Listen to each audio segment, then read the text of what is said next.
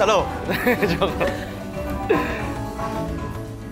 Hoy, Rocco! Andito ka na pala. Ay, hello sir. Kamusta? Kamusta? Mabuti naman, Aperchan. Long time no see. Oo nga, ito yung mga next generation ng ating magluluto sa Pilipinas. Nako, mga career change to ah. Yes. Ayaw ba? Chef, kaya nga ako excited na pumunta dito kasi ako, di ako marunong magluto. Talaga? Alam mo yun, pag marunong ko yung magluto, Naku, ma-inspire mo yung mga ano mo. makakuha kayo mga chicks. Wow. Okay. Walang problema. Gusto ko ng ganun style. Gusto ko turuan niyo ako magluto. Okay, sige, Rocco. Walang problema yan. Tuturuan kita ng mga kapuso. Welcome sa Idol sa Kusina. Woo! Yes, happy ako na ang bisita natin ngayon ay ang kapuso aktor na napanood natin sa The Good Daughter. At ngayon kayo ang The Good Chef. Yes, sa GMA7 natabangan natin sa pelikulang Lamang. Si Rocco Nasino! Yes! Thank you, thank you. Ano paborito mong pagkain? Basta anything to do with pork. Mahilig ako sa pork. Meat eater talaga ako. Wow, pero hindi halata sa katawan, ha? Kala nyo lang yun. Ikaw ba ang family mo ay mahilig din kumain? Lalo na ang daddy mo? Lalo po daddy ko, nako. Siya po, kapag lumalabas po kami, vibes po kami pagdating sa menu. Kasi Talaga? anything to do with pork, dumidiretso kami sa meat. Nako, ha? Sisig, pork chop. Nako nga, sigurado ang ituturo ko sa iyo ngayon ay magugustuhan din ng daddy mo dahil tribute to the fathers tayo ngayon. Oh. Ito ang mga pagkaing bumabati sa mga daddy dahil sa kanilang achievement. Siyempre, ang pagbati ay pagsuporta natin sa kanilang dinadaan na hirap ng buhay nila. Yung ating mga daddy. Siyempre, idadaan natin sa pagkain. Kaya nga tayo may crispy pata or boneless pata. Okay. Alright. Ito na mga mami at daddy yan. Yes, tara na. Magluto na tayo. Ang una natin gagawin ay ito na nga, boneless crispy pata. Okay. Pero may buto po yan. May buto. Bubunlisin natin to. Wow. Alam mo ba kung paano bubunlisin to? Okay, sa ating mga viewers, yung mga katulad nito ating mga binibining at maginoon sa ating harapan ngayon, hindi sila kumukurap na kaganon. So, bubunlisin natin itong pata. Gamit natin ang boning knife, Rocco. Oh, boning knives. Boning knives, yes. So, ganyan lang. So, simulan natin dito sa may tinatawag natin na pinyon ng ating front leg. So, natanggal na natin yung una, no? Sa may pinyon. Ito naman yung natitira. So, ganito yan, ha? Yan. Diba? May sayaw pala yun. Siyempre, may sayo para mas tarap, diba? Hindi malungkot ka. Pata na nga, eh. Malungkot ka pa. Dapat matuwa ka dahil pata, diba? Pata. Diba, ano? Mahilig ba rin sa ano? Pata? Crispy pata? Oo naman. Kung sino ba ngayon ng crispy pata? No? Everybody love crispy pata. Siyempre, depende pa rin sa pagluluto. No? Okay, so, matyaga lang. Ito ay napaka... Tough ba? Tough ba yung ano? Hindi ah. Para ka nang naglalaro, di ba? Ganyan lang, oh. Para ka nang naglalaro. Yan. Kunti na. Ba't po front leg? Di ba mas malaman po yung mga bandang nasa likod, yung hind leg? Oh, yung hind kasi, alam mo, pag niluto mo siya, hindi kasing crispy nito. Ginagamit lamang yung back leg o kaya hind na pata. Alam mo kung saan ginagamit ng Rocco? Saan po? Sa mga patatim, yan, paksiw na pata. So, hindi pala basta-basta ano? Oo, dapat. Ayan ha, naputol na yung pinyon niya. Yan. Yun. So, ilalagay lang natin dito sa kumukulong tubig para po lalong lumasa ang ating pata. Tumigas ang muscle nyo. Oo, yan. Kailangan nyo ato ng masahe. Now, okay, salamat, Rocco. Titimplahan natin yan ng salt. Salt. I-rub lang natin ng salt. Yung mga napapanood ko sa TV, may gumagano'n ba sila? Ito po. Aluminum foil. Balutin natin. Yan. Wow. Balutin natin. Pwedeng ihiwalay. Ayaw mo ito, pwede rin. Pwedeng buo.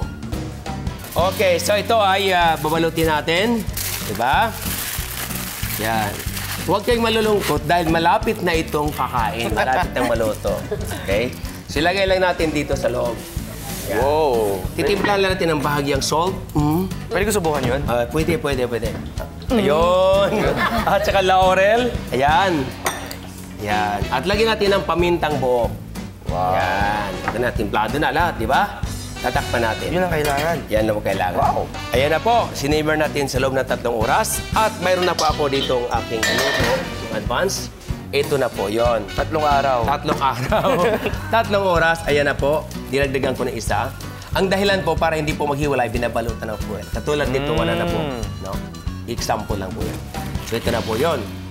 Yan. Alright. So gagamit tayo ng Tuning fork. carving fork. Alright. So ganyan po ha. Sep, question. Yes. Paano po pag magiging crispy sa outside tapos juiciness sa inside? Ayan, ganito yan eh. Ito kasi, pre-cook na.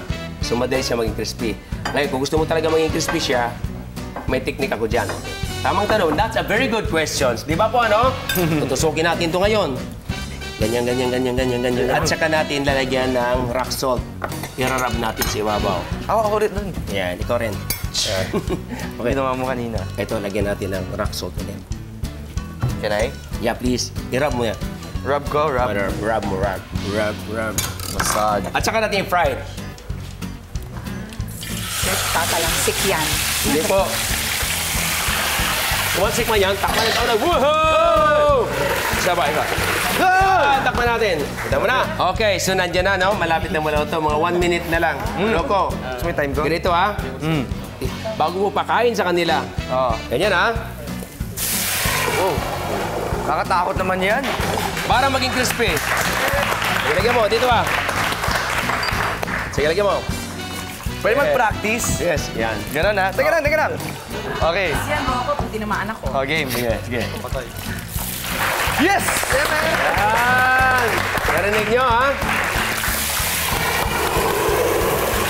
Yun! Tagumpay!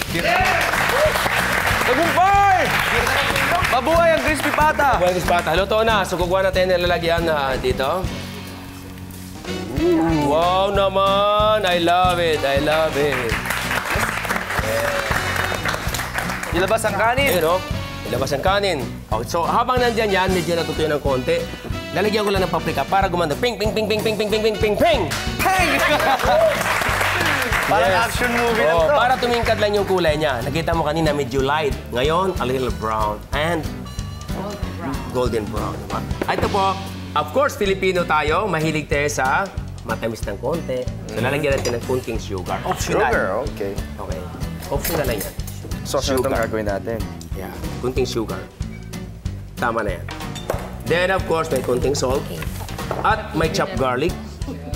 Yan. Oh, I love garlic. Siyempre, hindi tayo makumpleto, lalo-lalo sa ating pamilya. Kayo ba'y mahilig sa sili? Yes. Yung dalawa, i-display ko na lang. Yan. I-dekorasyon ko. Ito nga. Yan. Dahan, chef. Okay lang, bayad na yan eh. Insured yan. Alam mo, sa pata, talaga masarap kapag manghang, di ba? Pag kinakain mo yung mga... Dapat kuha ka ng kanin. Dadamihan mo dahil manghang, di ba? Naranasan mo yan, Rocco? Yes. Kaharap ang mga girlfriend mo? Mga? Pwede mag-CR, CR. Hindi, bawal. Wala CR dyan. Okay, lalagyan na. Garlic na tayo. At of course, may sibuyas. Yun. Sino bang... Nakakaiyak. Paano ba yung... sino nakatuluyan mo doon sa dalawa? Si Pia o si ano? Sino ba talaga sa kanila sa real life mo? Bulong mo lang. Kilala niyo naman pag dumadalaw ako sa taping niyo eh. Sa tweets, di ba? Oh, nga pala! Yun na nga. Ikaw hindi nadalaw ko eh. Kapag katiwalaan mo ko sa sinasabing secret. Oo. Sa totoo siya. Ay, talaga? Oo. Siya talaga. Nakainis nga eh, di ba? Ay, nako. Kaloka. Sinasabi ko na nga ba eh. So, lagyan natin ng sibuyas po. Lagyan natin ng kamatis. Optional.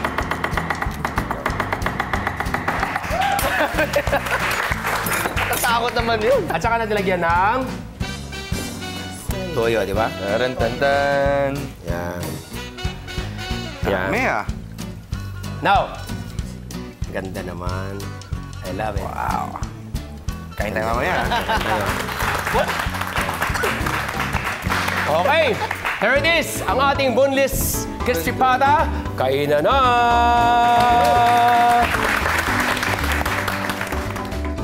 Rocco, Yes. mapo ka na ron at bigyan kita ng pagkain. Alam kong Right. gutom ka na. Yan.